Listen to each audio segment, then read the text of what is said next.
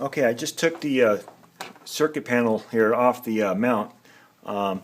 This is the front side, of course. This is where your power supply goes into. Okay, let me flip this thing over. This is the back side. Here's the front side of the motherboard and all the circuitry stuff. Here again is where you put the power supply into. So what I'm going to do is this. Let me flip this back here. Okay, make sure it's in the camera so you can see what we're doing here. What I'm going to do is I'm going to solder some speaker wire here. Right here, this is the negative side, and this connection point is the positive.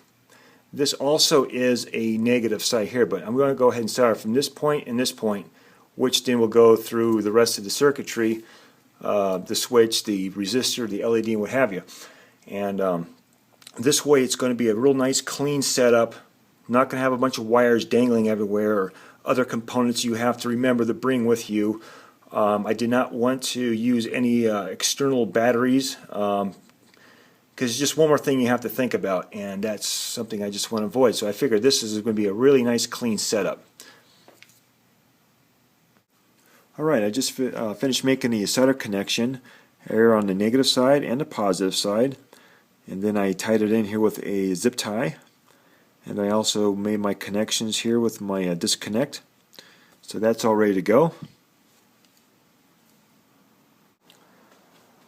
Okay, so what I'm going to do is now I'm going to insert the this plastic PVC tube inside of here, push it up some, and then now I'm going to take the polar scope itself.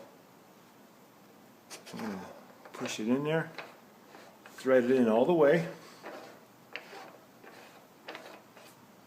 until it stops, just nice and snug, and that should take care of that part of it. Now make sure that the PVC tube itself is pushed all the way down against the end of the polar scope. So make sure it's not riding up like that, but make sure it's touching the end of the polar scope there. And take a little dab of silicone. Just place a little bit right like that. That should do it. And that will help prevent the tube from sliding around inside the mount. The next step is to take some kind of a small tubing like this, something that the LED will slide into nicely. I want something that doesn't have a lot of slop to it, just fits just about the right size. So you can find something like this. If you have to take a drill and drill it out to make the LED fit just right, do so. You can see how the LED itself will just be right about there. What I did is I took the 3/4 inch PVC tubing, put some sandpaper on there, and to get this contour, because I want this pipe, or this little adapter I have here, I want to fit under like a nice little saddle. So what you do is put some sandpaper around a piece of pipe, take your other piece here, and you want to do is just sand it back and forth, keep sanding it until you get the same contour as your 3/4 inch pipe. So that's how that fits. So what I'll do is that I will glue this on there, epoxy it in place, and the LED will slide right in like so. Okay, attached to that, and then this makes just makes a nice holder for the light itself. Okay, I just finished making the wire harness, my connection, resistor to the LED, back around to the micro switch, and then back to the connector. So this should be a nice clean setup, and I'm going to go ahead and install it into the mount itself. Alright, just finished gluing the adapter to the PVC tubing, and I used a 5-minute epoxy. and that should be good enough. So what I'm going to do now is you'll see is that the LED will slide right into this tube like so. Okay, and just put a little bit of like a silicone or something in there to hold the light in place so it doesn't fall out, and that should do the trick. It's looking good so far.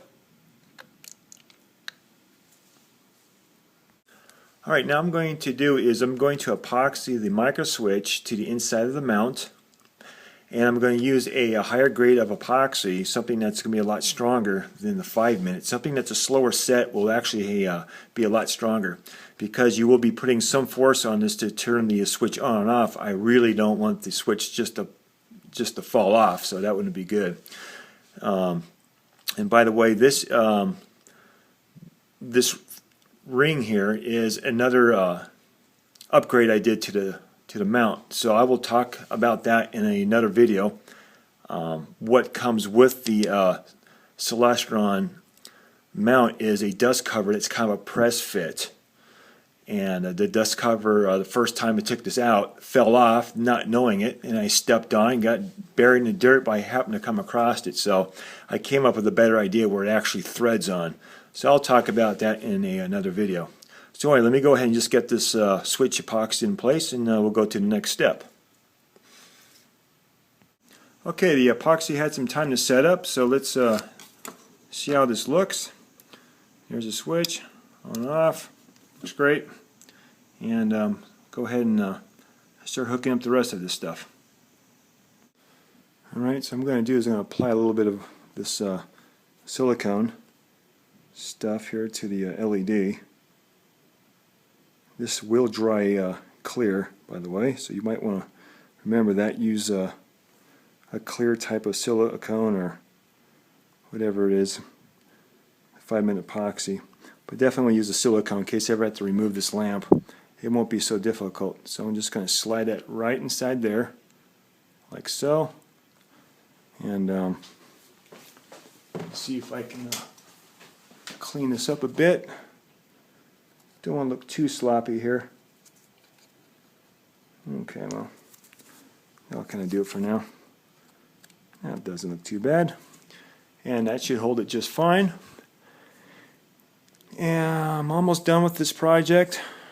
Looks like all I have to do is just put the circuit panel back on, hook up my switches and plugs and all my good stuff here, and it'll be good to go.